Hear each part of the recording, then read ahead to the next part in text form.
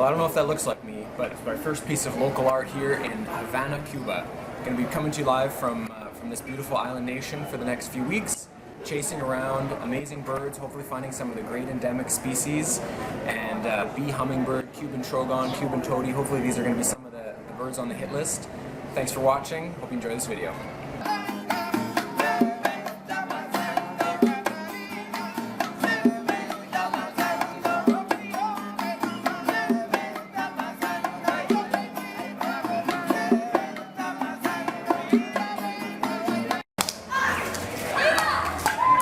With the flag on the background.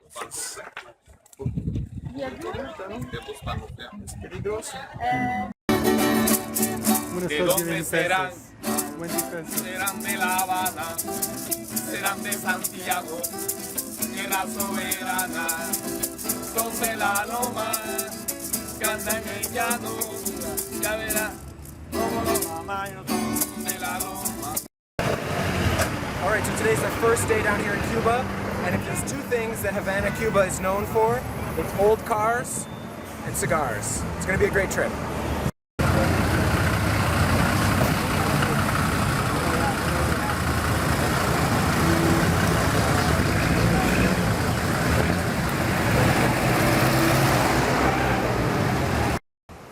So today is day 2 down here now in Cuba, and my friend and I, we've moved into the far western part of the island. We're in an area called Soroa now, just getting started really. Cuba, it's not like being down in the Andes where there's, 300 or 400 or 500 species of birds possible. There's a fairly small list of birds we're chasing after. So we're getting started here in the west. We've had some good success. Last night had a great opportunity with Cuban pygmy owl. We've definitely seen the Cuban trogon, the toady, and a few of the other specialties. So we're just picking our way through this area and using some playback to try to find some of these birds. And so far so good. We'll see how we make out this morning.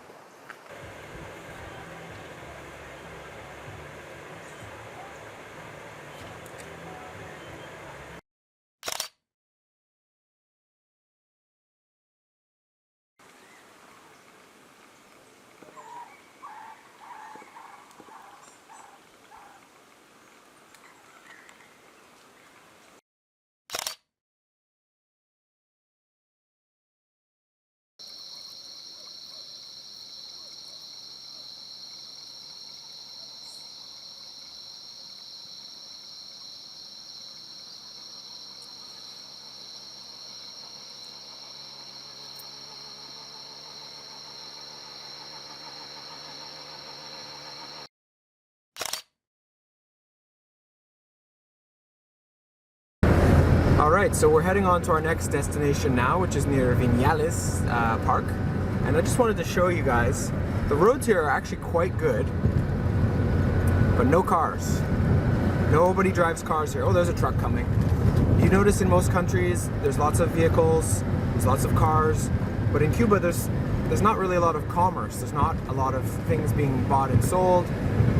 People can't really afford cars, so you get this situation. 4-lane highway, no cars, but here's some people on bicycles. Pretty interesting what communism does to a country. So one of the really cool things about Cuba is that because of the sort of alternative socialist communist economy, you don't have a lot of traditional hotels everywhere. What you do have are called casas particulares. And these casas are basically just people's homes, and the government has allowed people to rent out rooms to tourists, only to tourists, and you can stay there for usually very, very good price. And you just basically stay with people, they make you food, and it's a really nice way to experience this country. So here behind me, I've got a casa particular that we're going to stay at tonight, and why don't I take you for a little tour through Casa de Julio, is the gentleman's name who owns this house.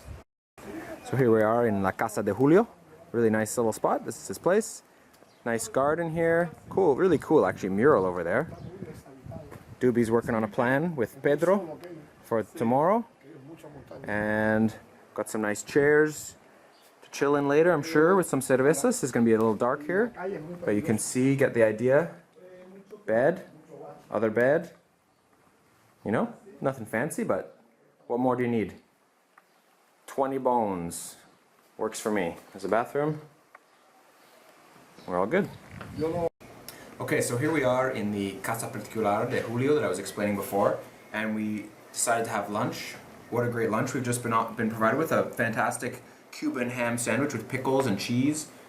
We asked for some fruit, and this beautiful concoction arrived. All kinds of fruit. Really nice, fresh squeezed orange juice. And to top it all off, un poquito de espresso. You can't ask for more than that. Great hospitality here. And we're going to mouse some food and then head up into the hills and see if we can find this olive-capped warbler. Alright, so this morning we're up in the pine forests of La Huira Park, and mainly focusing on trying to get one of the Cuban endemics or near endemics, the olive-capped warbler. They live only in these pine forests, which is just basically one little pocket right here. So you can probably hear in the background, we're trying to do a little bit of playback to get this bird to come down, but they like to stay high, much like a Townsend's or hermit warbler. They're staying up there, but hopefully we'll have some success here this morning, and I can show you a photo in just a second.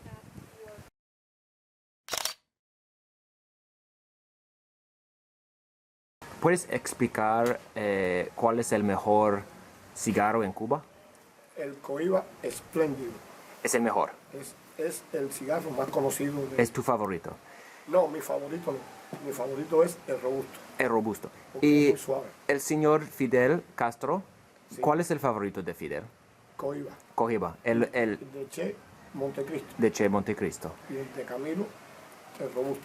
Pedro here is explaining the cigars. His dad and him have a cigar factory nearby. He's just gifted me this beautiful Montecristo, which I probably will smoke later and then probably be sick, but we'll see. And tomorrow we're going to take a little tour of the factory con our new amigo Pedro. Gracias, Pedro. So, when you think of Cuba, one thing comes to mind: cigars. So, no trip to Cuba would be complete without visiting some place or smoking a cigar. Most people do that in Havana or whatever. We're here in a small town, and we've met some gentleman, Pedro here, who's been making cigars for 50 years. So we've come back here to his workplace, and now we're going to see how the master does it here. Muchas gracias para esta oportunidad para ver tu profesión, y estamos muy felices que podemos aprender algo de usted. Seguro. Yo llevo 50 años Sí. fabricando cigarros de toda la vida. Y yo le conozco desde la tierra hasta la boca. Perfecto. Yo fumar uno de usted ayer en la noche, está muy rico. De los míos, ¿eh? Está muy rico. Yo no soy un profesional, pero a mí está muy bueno. Yo soy un excelente tabaquero. Claro.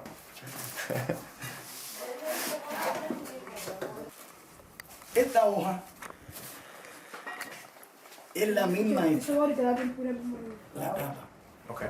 Pero ¿qué sucede? Que esta se cultiva al sol. Okay. Se llama tabaco de sol. Y esta a la sombra, que es Okay. la tapa. Okay. Es más fina la de la sombra que esta vez. Cuando tú llegas y tomas la textura, por ejemplo, aquí ves, tomas esa. Esta es diferente. Esa es la misma planta, pero esta vez, ves que es más fina, porque a la sombra, ¿ves? Ah, sí, mucho más suave. Más fina, más. Por ejemplo, para 150 tabacos se le da la cantidad necesaria de tripa, la cantidad necesaria Nada de más. capote y nada más, y la capa. Wow. Porque es por una norma. Porque otra vez ellos pueden. Sí. So Pedro's just saying that if you were to work in a state-run cigar factory, they would give you the exact amount of leaves that you need to make your 120 cigars, or that whatever you're expected to make that day. No more, no extra, because then you might put a little cigar down the old pocket and sell it on the street with water, I guess, and I don't know exactly the process yet, but basically all natural product. Fabricado como se fabrica un cigarro original. Nada falso, de muy buena confección. Este es el capote, y esta es la tripa. Como yo le decía, el capote enrola la tripa, ¿no? Capote, tripa.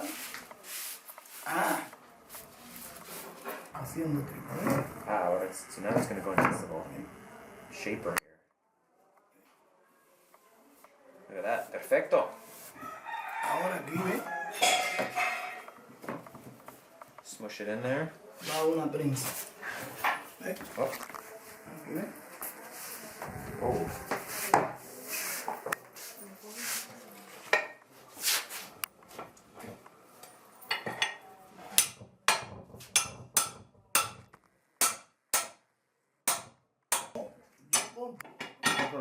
Los plantas cuando está... No, yo te voy a explicar por qué. Esta persona. Yeah. Alright, so we're into the final stage now of the cigar making. The outer shell here. This is the soft outer leaf that we looked at before. And we've taken, Pedro's taken the cigar from out of the mold the second time, put it in once, turned it, more pressure, and now the final roll.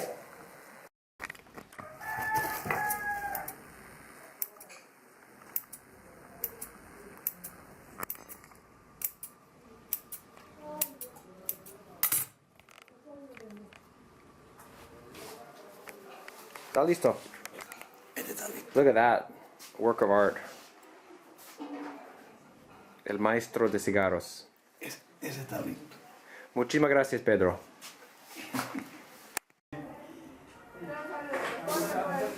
Muy rico.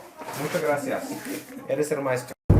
After many years of traveling and misdirections, I think Doobie and I have finally figured out the system. Don't just ask people, you just bring them with you. We've got a new friend. ¿Cómo se llama, amigo? Yo, Carlos. Yeah. Carlos is our new navigator. He's going to take us. We're trying to find somewhere to use internet in Cuba, which is actually extremely difficult because they don't really have internet anywhere except for probably in Havana and some of the resorts. So Carlos is going to show us the way because it's very confusing. So let's see if we can find some internet. The waves are absolutely hammering this road right along the... Imagine... No posible, ¿no? Imagine in a hurricane season, the waves just unload on the coast here, and the road is. I'm glad we're not going the other way. So another morning here in Cuba, down in the Zapata Peninsula now, which is known as one of the best sites for bird watching in the whole country, and we're at a site called Bermejas, where I just had a great experience with the blue-headed quail dove. They've set up a little feeding station, much like the antpitta feeding stations of Peru and Ecuador. This one just put probably some corn or some rice out for them, and this beautiful, probably the most beautiful of all that of the quail doves came right in and got some great shots. I'll show you in just a second. So we're going to look around now for perhaps the bee hummingbird or the Fernandina's flicker or whatever, a few of the other specialties that live in this area. And it's a beautiful morning. There seems to be like a cold front moving through. It's actually surprisingly cold for Cuba. I think the locals are a bit in shock. You could see your breath this morning, but it doesn't seem to be affecting the birds, so we'll keep at it. So we're out here this morning in the Zapata region of Cuba here. We've come to Bermejas Park, and we've been working with Orlando here, who's showing us around. He's already delivered some of the really special birds of the region, blue-headed quail dove and the bare-legged owl. And right now we're waiting at a small watering hole for some of the other quail doves that might appear. We'll see what happens, but either way, it's been a great morning already.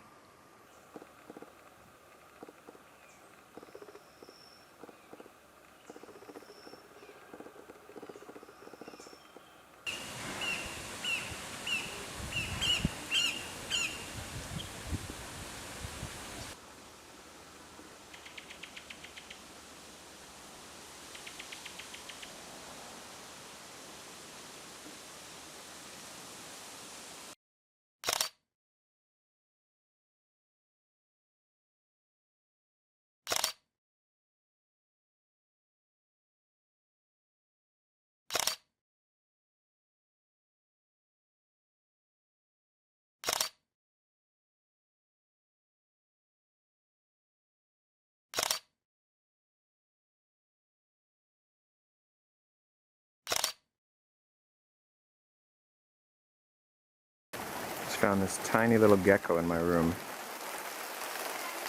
Pretty curious little guy. So tiny. So we're just finishing up our time here in the town of Playa Girón. Had a really good stay here, 3 nights in this casa particular right behind me. I don't know if you can see it there. A casa de Lila and her husband Pepe. And next up, we're headed over to Playa Larga, which is also on the Zapata Peninsula here, for hopefully a few more species. Some of the key ones. We've had a great session here, but we still are missing a male bee hummingbird and a few of the really special birds like the Zapata wren and the Zapata sparrow. What do you think, Doobie? Man, it's so hot. I'm only thinking about the next Cuba Libre. Cuba Libre está bien, mojitos también. So hopefully we're off now, and a few more birds, a few more targets to take off the list.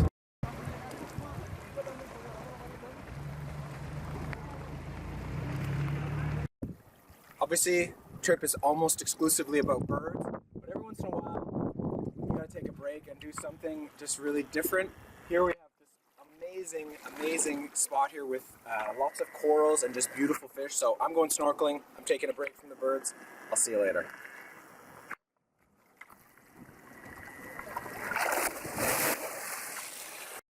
This is what you call a Cuban traffic jam.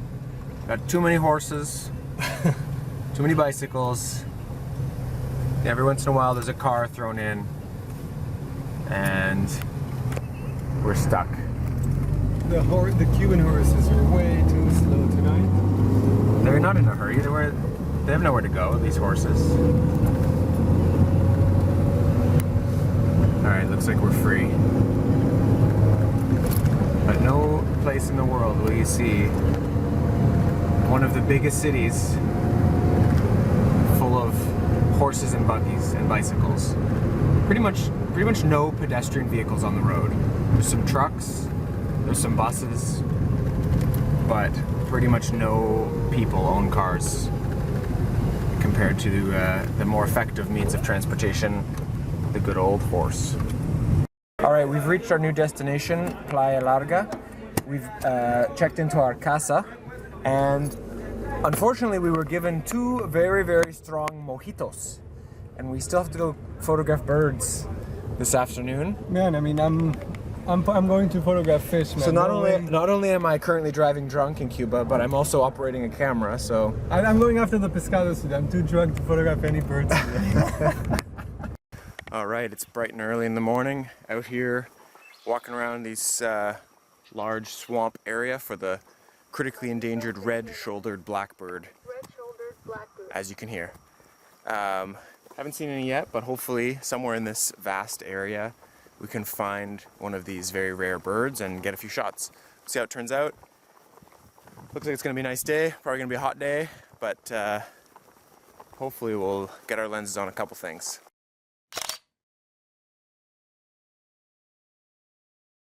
Alright, another great morning here in Cuba, chasing after the red-shouldered blackbird, and just about to give up because we're having absolutely no luck, and tried a slightly different call to use some playback, and they came flying in, landed nicely, got some great shots. Doobie's excited to get another lifer. It's always after the lifers. Especially if it's a blackbird that looks exactly like the American one. Venga. Este es un pequeño regalo para ti de Canadá. ¿Sabes Canadá? ¿Este para ti? ¿Este es tu hermana? Sí. Este para tu hermana. Usted es una princesa y puedes tener este.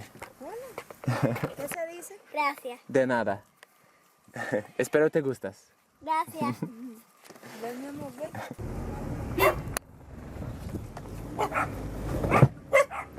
Up and at 'em early again this morning and trying for the Zapata wren, a endemic specialty bird here in Cuba. We got him. Not that great. He was very frustrating, skulking, coming in good to the tape, and we were using actually a microphone that I have to record his call and play it back to him so he would come over, and that really worked well, but he just stayed buried the whole time. I'll show you a photo in a second, but nothing to be too excited about. Either way, great couple days here in the Zapata Peninsula, and now we are going to move on to Trinidad, which is not so much for birding, just a couple days off. It's nice to take a couple days off every once in a while.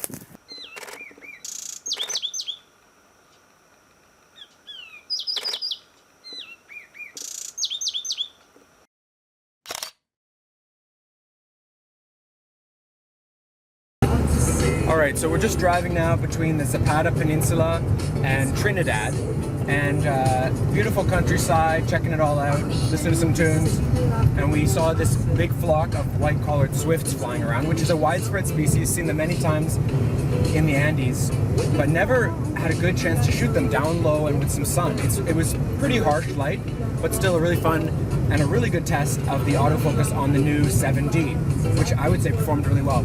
Swift's always hard, but hopefully got a couple good ones that I can show you in just a second. So should be in Trinidad pretty soon, a couple days of R&R, and then back to the birds after that.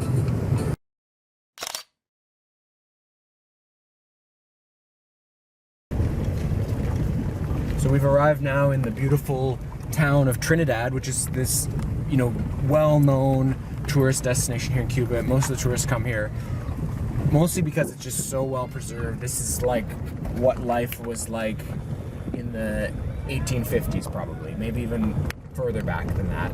People are driving around with horse and buggies, cobblestone streets, and I would guess a very chill pace of life. So we'll see what the town has to offer over the next few days. A little bit of beach time, a little bit of city time, downtime, and then back to bird time.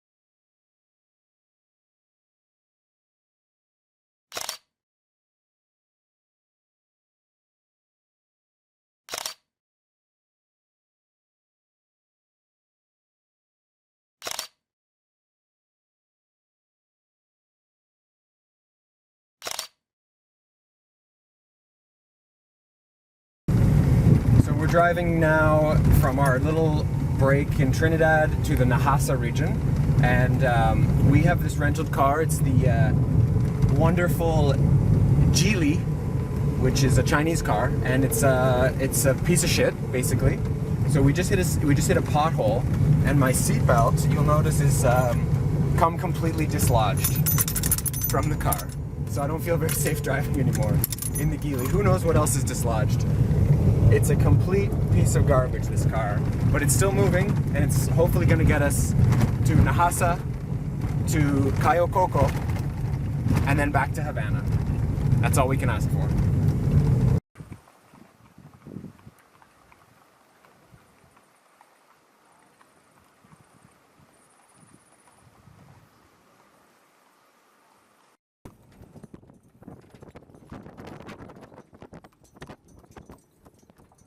So we're now down in the Sierra de Nahasa, Sierra meaning mountain range. We're at a whopping 140 meters above sea level, so I think they're a bit embellishing the Sierra in this case. But anyways, we're pretty much down here searching for a few localized endemics. Giant kingbird, we just nailed. And now we're searching for the plain pigeon, which I know that doesn't sound too exciting, and it's not. But we may as well try to get a photo of it. And who knows what else we can get today. We're here with our guide Camilo. He's helping us out to find some birds today. And yeah, we'll see what we can get. Hopefully a few more shots before the morning's done, and then on to Cayo Coco.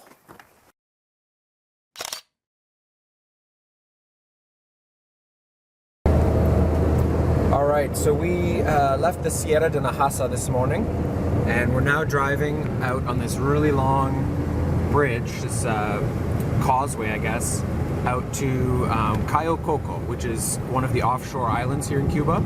It's supposed to be a really beautiful place with some amazing beaches, and we've got a few targets out there for photography as well. But pretty much this is the last stop of the trip, so hopefully some good time to relax and also nail a few more of these bird targets. Typical day in the field, sitting in the swamp. I had good ideas of staying dry, but quickly abandoned them when we saw a beautiful group of flamingos out here. and trying to get down nice and low to get the best possible shot here. Just wasn't worth staying dry for, but the flamingos are posing up nicely. I'm using my new 7D Mark II here, which now allows focus with the 2x converter. And I've actually been pretty impressed with what I'm seeing on my LCD screen here, considering these birds are pretty far out and I'm getting still just about full frame shots that look pretty darn good. So see what they look like on the computer and I'll show you the results in just a second. Didn't think I'm gonna end up spending the whole day with your flamingos, Glenn. Hey, Too bad you guys don't have it in Canada. I told Doobie we have no flamingos in Canada. I like the flamingos, so just keep shooting. Stop asking questions. I need some loons.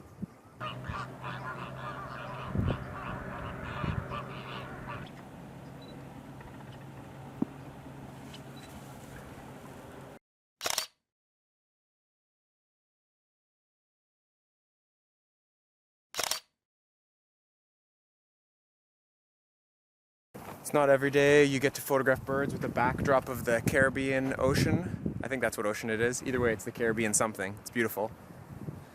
A few too many mosquitoes out, and here we are in these mangroves trying to photograph thick-billed vireo and the Oriente warbler. We'll see if we have any success. We've seen both birds just in here, so hopefully they're going to show up. We've set up a perch kind of coming out from this natural bush, and we'll see how aggressive these birds are. Hopefully they're going to come into the song that we're playing and they're going to jump up there. And maybe I'll have a picture to show you in just a second.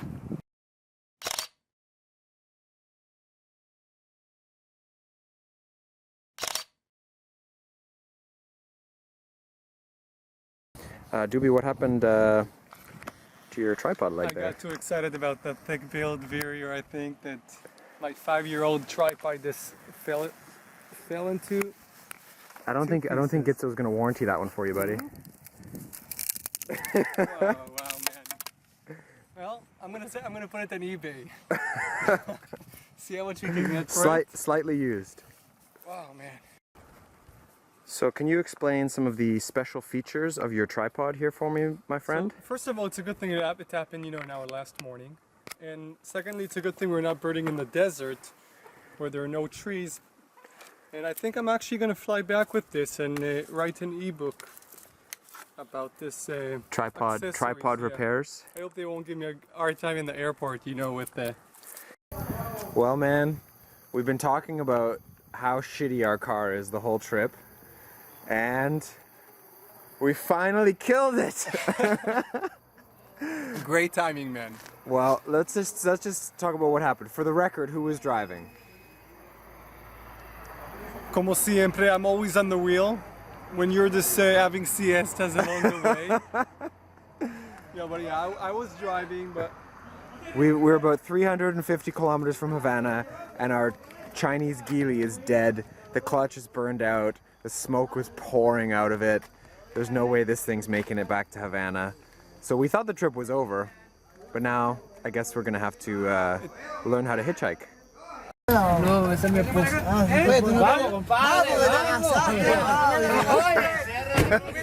What's going on here? When your car breaks down in Cuba, you have to improvise.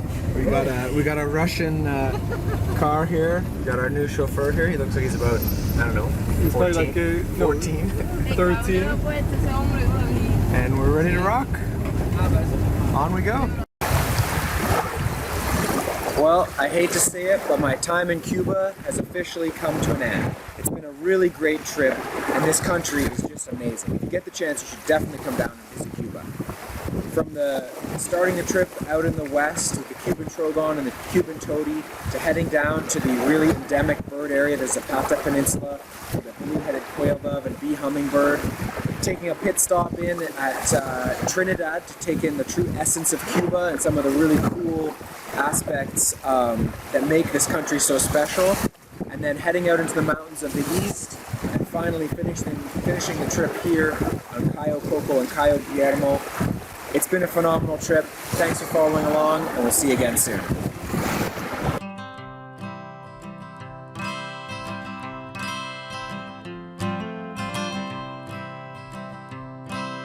You told me, boy, look the other way. Told me, boy, bite your tongue. 'cause that's not the way. Yeah, that's not the way. Oh, that it's just not the way that friends behave. Oh, that it's just not the way that friends behave. Oh, no, no, no, no, no, no, no.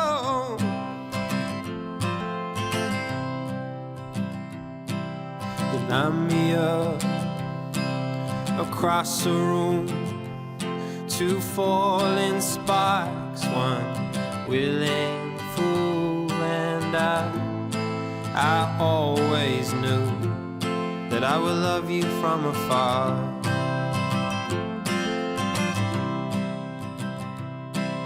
You told me, boy, look the other way.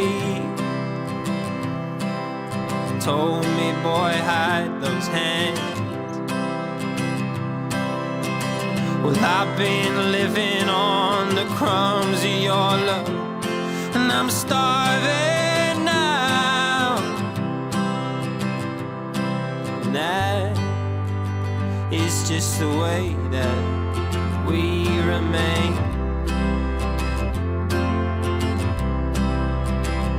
Oh, that will be the way that we remain. Oh, no, no, no, no, no, no, no.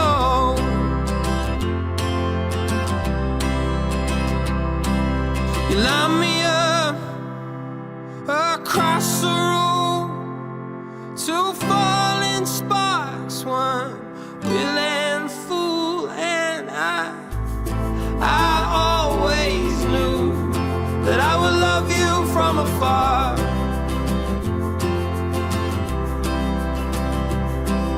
You line me up across the room, two falling sparks, one willing fool, and I always knew that I would love you from afar.